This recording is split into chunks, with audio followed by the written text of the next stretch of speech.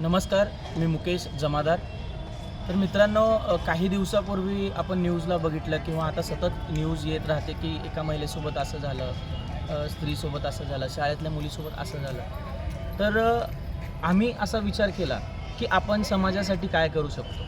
तर तेव्हा आपण जो वारसा जपला आहे, लाठीकाठीचा, तलवारबाजीचा, हे सर्व मी लहानपणीपासून करत होतो।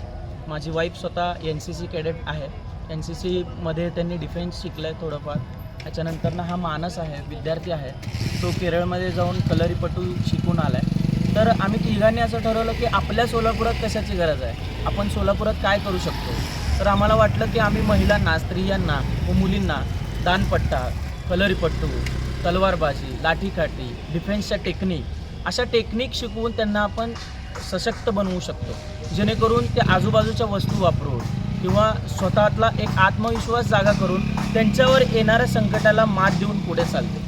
तर हे ठरवल्यानंतरनं आम्हाला याळगी सर भेटले आणि त्यांनी आम्हाला पुढाकार घेऊन या कॉलेजमध्ये आम्हाला संधी दिली। खूप मुलींचा प्रतिसाद भेटला आणि खरंच आजच्या काळात जसं मोबाईलची गरज आहे किंवा आजच्या काळात जसं डिजिटल होत चाललं आहे, तसं परंपराची पण जपण्याची काही गरज आहे आपल्याला। मग तेव्हा आपण लाठीकाठी असू दे किंवा छोटे छोटे शस्त्र असू देत, तेव्हा प्रत्येक महिला बाळगायची आणि त्याचा वापरही करायची।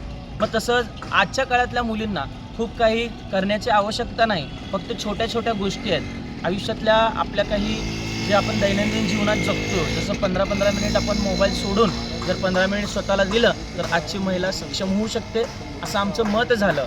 मग आज आम्ही सोलापूर जिल्ह्यात या सर्व गोष्टी चालू करतोय। महिलांना, स्त्रियांना, मुलींना फ्रीमध्ये प्रशिक्षण चालू करतोय आणि त्याचा लाभ आजच्या काही मुलींनी घेतला आहे आणि त्यांचे अनुभव आपण ऐकले। आणि माझ्या हातून एक मावळा म्हणून अशीच सेवा घडत राहो, अशी मी छत्रपती शिवरायांच्या चरणी विनंती करतो आणि थांबतो। धन्यवाद।